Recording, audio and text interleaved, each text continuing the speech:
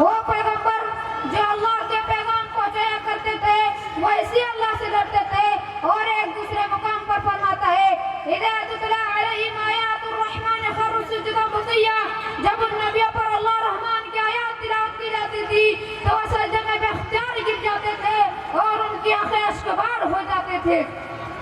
اس لیے وارث انبیاء یعنی علماء کرام کو بھی ڈرنے کی تاکید کی گئی ہے اور یہ واضح کر دیا کہ حقیقی معنوں میں علماء دی وہی ہوں گے جو اللہ رب العالمین سے خشیت رکھتے ہیں، جیسا کہ اللہ تعالیٰ فرماتا ہے انما یخشی اللہ من عباد العلماء، اللہ سے اس کے وہی بندے ڈرتے ہیں جو علم رکھتے ہیں۔ خشیت الہی ایسی صفت ہے جو کہ انبیاء کرام کی، علماء کرام کی، حتیٰ کہ مومنین کی عمدہ صفات میں شامل ہے، جیسا کہ اللہ رب العالمین فرماتا ہے انما المؤمنون الذين اذا ذكر الله وجلت قلوبهم واذا تليت عليهم آیاته زادتهم ایمانا وعلى ربهم يتوکلون۔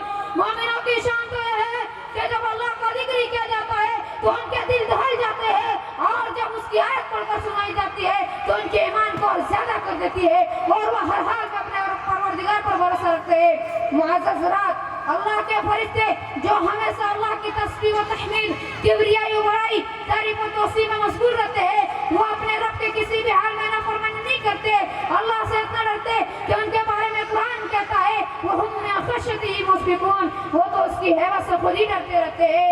یہ وسیع و عریض زمین، بلند و بالا بے ستون آسمان، شجر و حجر، دریا و پہاڑ، سب خوف الہی سے لرزا اترتا ہے، نیز اس کے خوف سے گر پڑتے ہیں۔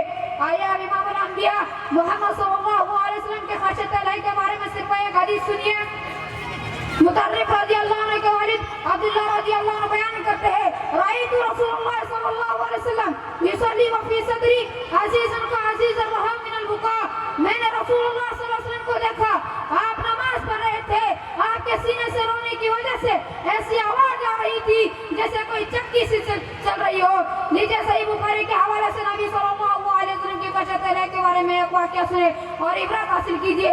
عبداللہ بن مسعود رضی اللہ عنہ فرماتے ہیں کہ ایک مرتبہ نبی کریم صلی اللہ علیہ وسلم نے مجھ سے فرمایا اے ابن مسعود مجھے قرآن پڑھ کے سناؤ۔ میں نے عرض کی کہ یا رسول اللہ آپ ہی پر قرآن نازل ہوا اور آپ ہی کو سناؤ۔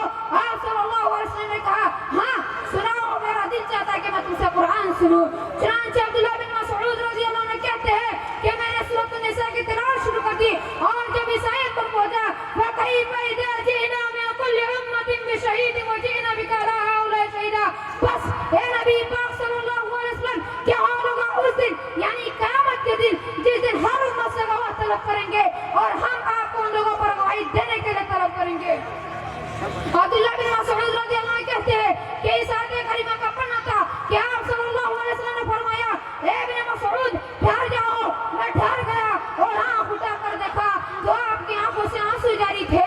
یہ اس نبی کی دہشت کا حال ہے جسے غفر له ما تقدم من ذنبه وما تأخر، سرٹیفکیٹ حاصل ہے جسے سید الانبیاء والمرسلین خاتم النبیین ورحمت للعالمین کا لقب حاصل ہے۔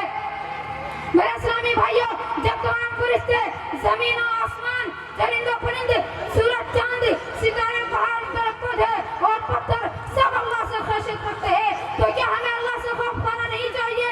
کیا ہم مومن مسلمان نہیں؟ کیا ہم وارث انبیاء نہیں؟ کیا ہم داعی اللہ و رسول نہیں؟ کیا سلف صالحین اور انبیاء کرام کو ہمارے سامنے نہیں؟ کیا ہم داعی اللہ و رسول نہیں؟ کیا ہم گلشن رسول کے پیر و خوشنما نہیں؟ تو پھر کیا بات ہے کہ ہم اپنے دلوں میں اللہ کا خوف و خشیت نہیں رکھتے؟